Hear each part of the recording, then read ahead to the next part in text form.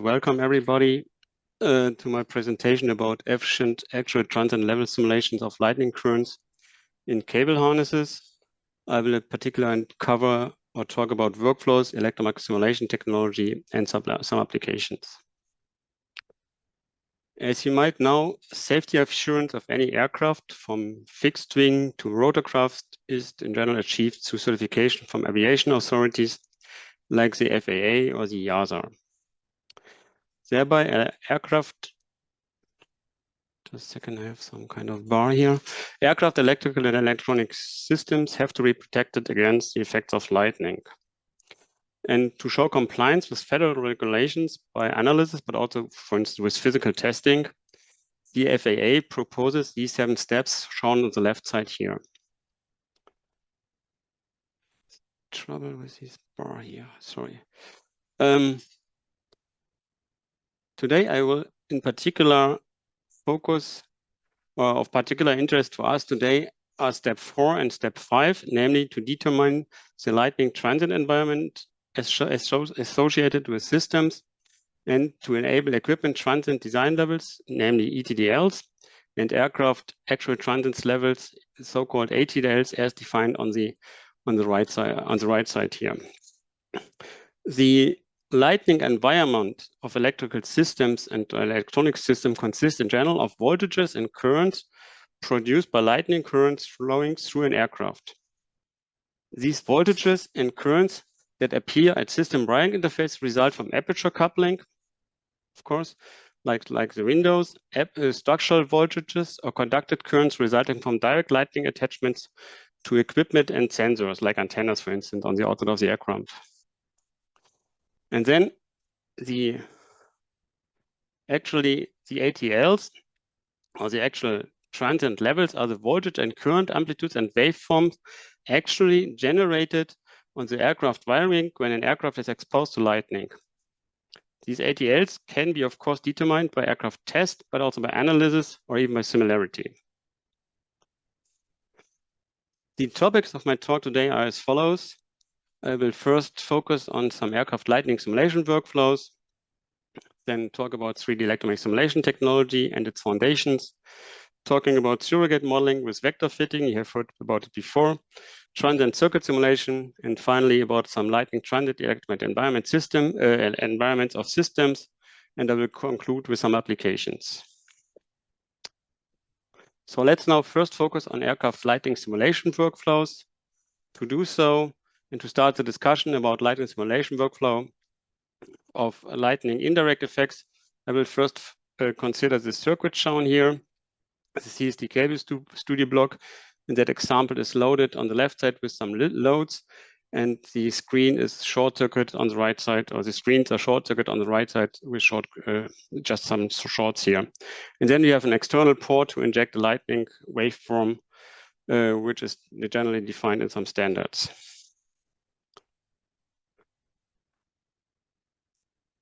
The cable studio block itself in the center can also be considered as a microwave end port. And this kind of microwave end port can also be first characterized in terms of the scattering matrix as a result of a full wave simulation. In a second step, then only, the microwave end port is excited and loaded. Alternatively, the terminated microwave end port with internal loads now and short circuits can also be considered as a one port, which is an essential difference. And this is a setup I have already discussed and solved in earlier solved and shown in earlier webinars. As lightning is a transient phenomena, lightning analysis is in general best completed with the CST Design Studio Transient Simulation task. The one-port circuit setup I have shown before is solved with the CST transient co-simulation shown here. The CST transient co-simulation is configured with circuit simulation parameters. That means in the transient tab of the transient simulation task settings, we select, for instance, CST transient co-simulation. Then in the excitation tab, we have to select one excitation. Here I'm using a quadruple exponential lightning electromagnetic pulse waveform A. Then I need to specify the cable to field coupling. Here it's bidirectional. And then in the CSD cable studio block settings, I have to select the standard model. So the alternative workflow, which first solves the microwave N port in the center, is shown here. First, a 3D electromagnetic problem of an aircraft, including a cable harness, is solved and characterized, what I mentioned before, with the scattering matrix. For a transient simulation, then, we have to use a surrogate model, which is built with vector fitting, for which a scattering matrix serves as an input. And then finally, we are able to run multiple transient simulation for different load scenarios and different lightning current waveform without repeating the full wave 3D simulation in the center. And this is an essential difference to the previous workflow where I'm using transient co-simulation, for which I would have to repeat the full wave, the 3D, the costly simulation each time I change some loadings, or even changing from some short circuit to an open here.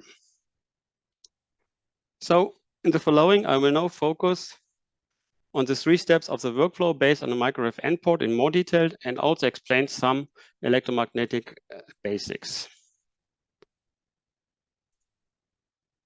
To solve the microwave N port in terms of the scattering matrix, is 3D electromagnetic problem, including of an aircraft, including cable harness, is solved with a full wave simulation. A microwave N port, as you might know, can be characterized in terms of impedances by admittance matrices, as shown on the left side here. These relate voltage and current coefficients at network ports, as shown here. These voltages, and that's important, and current coefficients, again, are composed of forward and backward traveling waves A and B.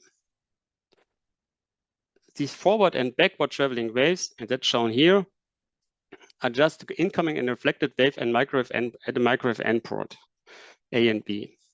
In general, for most N ports, the description with forward and backward traveling waves yields a much better understanding than with voltage and current coefficients. Incoming and reflected waves are related to each other by the previously already mentioned S matrix. And then again, forward and backward traveling waves again are simply related to the previously mentioned voltage and current coefficients as shown here. Here's just some example for some elements of the scattering matrix for the aircraft, including the cable harness shown on the left side here. So normally, to solve the 3D electromagnetic problem on an aircraft, including cable harnesses, we recommend to use our TLM solver. That was even mentioned before, the TLM solver many times. The TLM solver is a time domain solver on a hexahedral TLM mesh, and it uses Ox-tree meshing and perfectly bounded approximation to reduce overall cell count. For cable field coupling, it offers uni and bidirectional cable field coupling. And in terms of material, the user can use thin panel material. Andreas explained it before very much in detail to model thin materials. And for each layer, we can apply some normal, anisotropic, or even wire mesh materials. It also offers compact models for slot and seams, which means that we do not have to resolve the slots and seam in the 3D mesh. The TLM solver is in particular well suited for E3 simulations, electromagnetic environmental effect simulation, like for instance lightning or HERF, but also EMP. Here's a 3D electron model of an aircraft, including a cable harness is shown. What's also shown are the cross sections of the cables. The fuselage, the wings, and the windows and the radome are modeled as thin panel materials. Then at the nose and at the tail of the model, I have attached some thin wires which serve as the lightning channel. In particular, I would like to draw your attention to the cable ports, which are shown here with the red frame around the yellow bubbles. And it's only due to this kind of cable ports, which were introduced in CSD Studio Suite version 2023, that we are now able to consider the entire problem of an aircraft, including a cable harness, as an N port. Before version 2023, we were always we had always to use the true transient core simulation to solve that kind of problem. So as shown on the previous slide, a lightning channel is in general modeled as a thin wire. So let's quickly understand why that's a valid model. On the left, I'm showing you a simplified representation of a lightning channel, which has a core and a stes, which is a coronal stes of very low conductivity, whereas the core has a very high conductivity.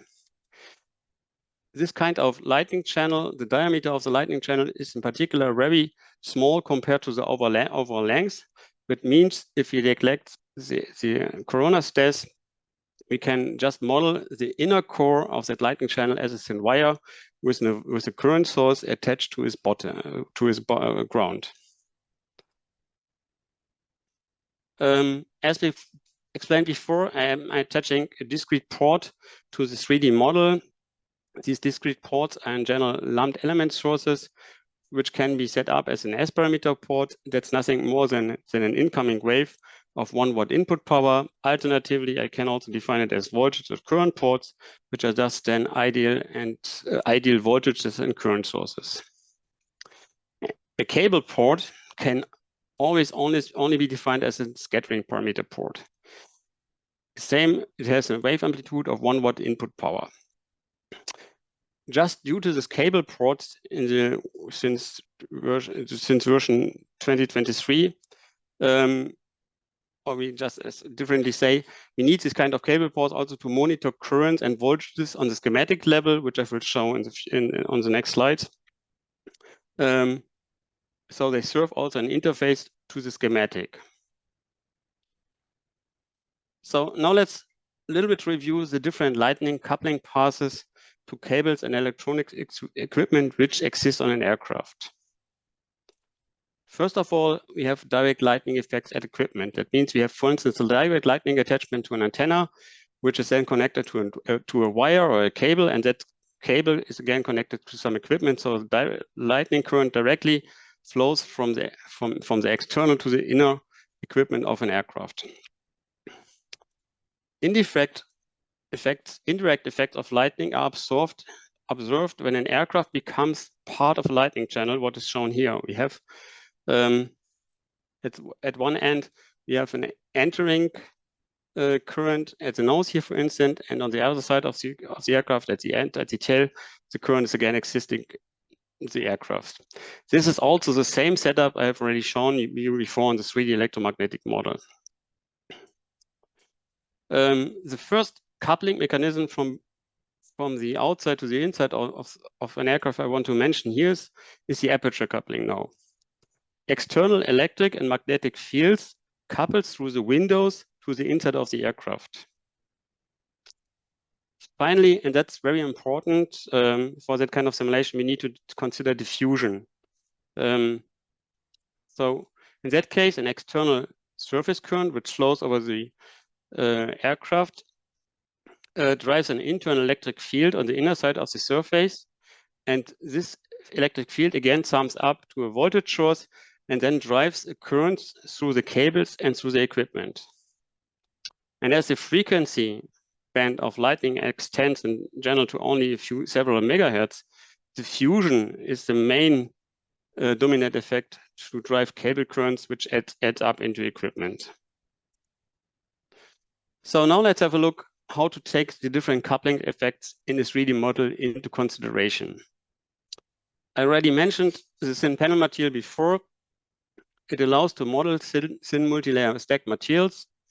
Its layers can be of normal anisotropic or wire mesh material, and there is no need to mesh layers in a hexahedral mesh when using this thin panel material.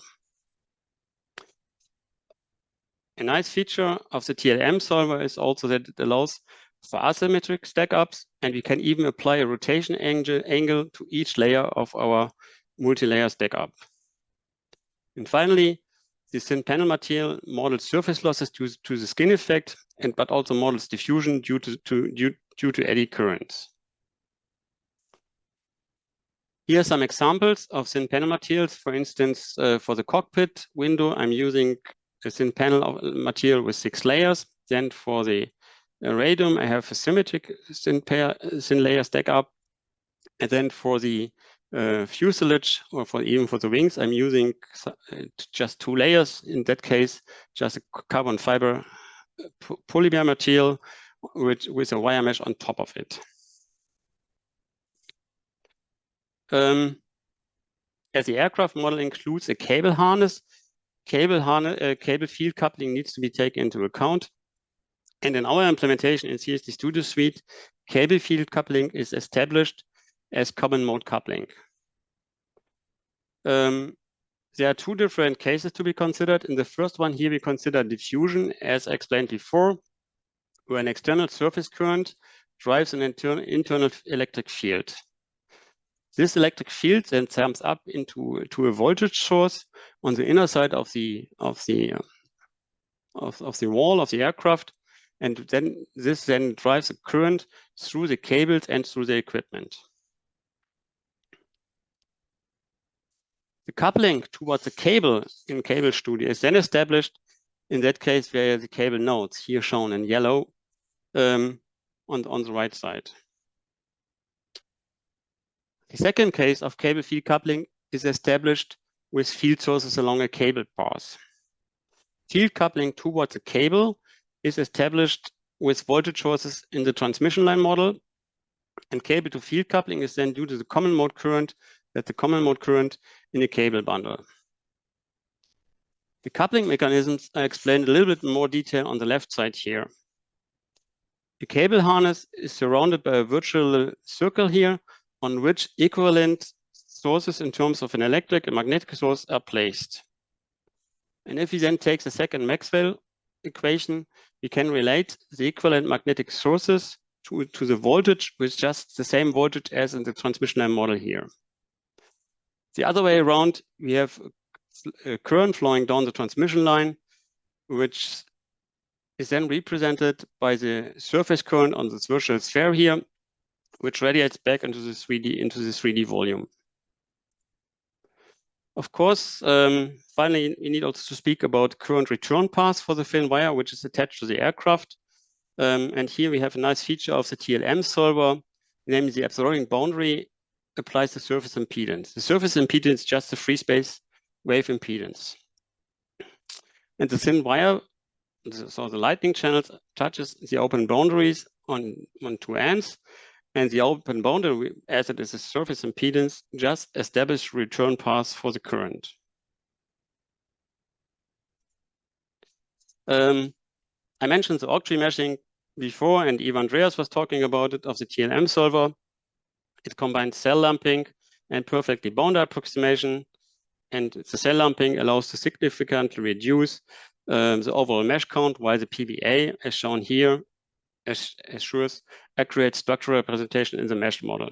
For example, in terms of cell lumping, I could reduce the number of mesh cells from 4.8 million to just 304,000 mesh cells. So now let's talk about surrogate modeling with vector fitting. That's the second step of our workflow. With that, the surrogate model is built, which can be used then with a transient simulation. The scattering matrix in frequency domain is then an input for the vector fitting. In CSD Studio Suite, we offer 2 vector fitting algorithms, namely the built-in and the item one. Here, just the differences or a comparison. The built-in works out of the box, right off the box for simple models, where the item offers a very efficient macro modeling, even for complex and large structures. The built-in just offers normal accuracy, whereas the item comes with very high accuracy. The built-in is a basic algorithm. As you can expect, the item is a much more advanced algorithm.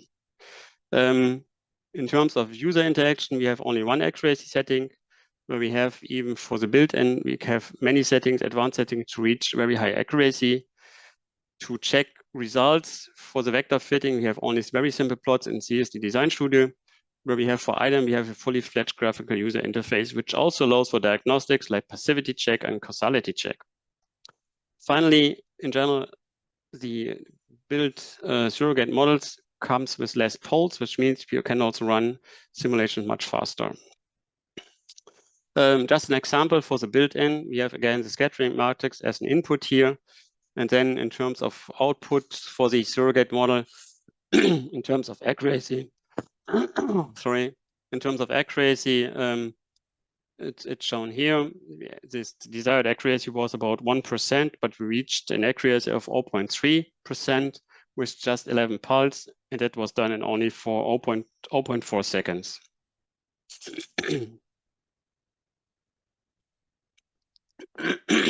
So let's talk about transient circuit simulations. That's actually the last step of the workflow that needs to be solved. Here, the transient task is again configured with some circuit simulator parameters. In the transient tab, the circuit simulator is selected as CST. Then again, the excitation, I'm selecting a lightning waveform, again, the quadruple exponential lightning electromagnetic pulse waveform A. And in the CST cable studio block, I have to select for the simulation model 3D combined. And in terms of vector fitting, I can select between built-in, but in that case, I was just using built-in. You might have noticed that cable field coupling is not specified here. That's actually established in the 3D field simulation of the first step of our workflow. So normally different, or not normally, but different lightning current waveforms are specified in standards. And to make use of these standardized waveforms, a VBA macro is available for download from our knowledge base. It makes use of the quadruple and double exponential formulation, which allows to build pre-configured standardized waveform, but the user can also define his own and customized waveforms here. It also allows to build multiple stroke pulse pattern of waveform D and multiple burst pulse pattern of waveform H. And it has a logarithmic sampling on the x-axis and comes with a relative error control. The double exponential, which is the older formulation, is in terms of the formula is shown here, while the quadruple exponential differs just by an additional factor. But this additional factor is an important difference because it allows for a more realistic formulation of lightning currents.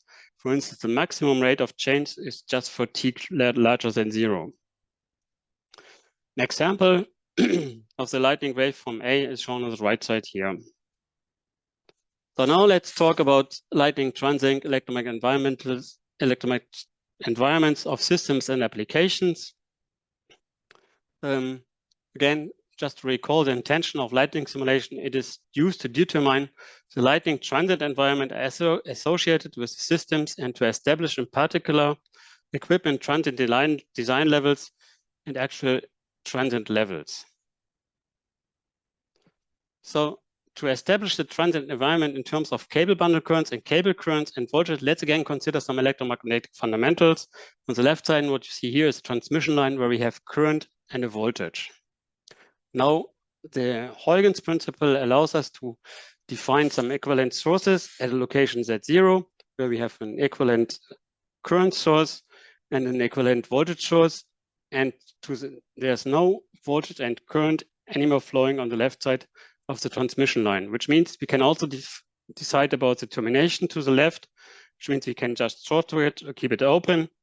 And in terms of, in case of a short circuit current here, the current source would be short circuit and only the voltage source remains. And then on the left, if we just keep it open, the voltage source would be without any effect, and what remains is just a current source. So now coming back to what's required in, for instance, in the advisory circular 20/130B from the FAA, they require us to specify or to characterize lighting environments at cable equipment interfaces in terms of, for instance, wire bundle current. In that case, the equivalent source would just be that kind of current at the end of the cable at the interface to the equipment. Alternatively, we can also use open voltages and short currents at the interfaces to characterize the electromagnetic environment. Another point of, and I think that might be of particular interest, if you would like to exchange some information or these kind about the actual transient levels, which supplier, you can even exchange some ideal sources, which then can be used by the equipment manufacturer for further analysis. And these can be just the forward traveling waves in terms of a voltage or a current source, which are just half of the open voltage or just half of the short circuit current. So now coming closely to the end of my presentation, I would also share some results with you. Here's the results shown of a transient lightning simulation where I was using as an excitation the waveform A as quadruple exponential formulation. And on the right side, you see the cable bundle current at the 50 ohm loads, where all other ports were also terminated with 50 ohms. Similarly, I'm also showing here the open voltage at the cable equipment interfaces, or even the short current at the cable equipment interfaces. So that's nothing new. That's something I've already shown before in previous talks. But now we're coming to something new, and that's only feasible with this kind of microwave endport simulation, that we can run very long-lasting lightning pulses, which extends even to in the second range. With the normal co-simulation approach, that would take years to simulate, but with the microwave endport simulation, we can do it in several minutes. So here what is shown is a multiple burst pulse pattern of waveform H as an input, and then we have a short current at a cable equipment interface shown on the right side. So taking a closer look what's actually in there, the excitation pulse consists of many pulses. Each of them is the waveform H, which looks like that one here. And then on the right side, we get the short circuit current at cable equipment interface. And you see that because they are quite closely spaced, we see even some larger peaks than the others due to superposition. So what are now the key takeaways about aircraft lightning simulation workflows for you today? I was talking about two aircraft lightning simulation workflows, namely the one-port transient simulation circuit simulation workflow and the n-port transient circuit simulation. In my opinion, the one-port transient circuit simulation is very good to investigate few cable load setups, whereas the numerical effort is in the range of full wave simulations. And then the n-port transient circuit simulation is to investigate many cable load setups. The overall numerical effort reduces then to the efforts of circuit simulation. Of course, we still have to run the full wave simulation to analyze the n-port only once. But if you do a lot of different scenarios and different cable loadings, that might be very interesting. And what's very important, what was not feasible with transient co-simulation, is that we are now able to also run very long-lasting transient pulse simulations. That brings me to the end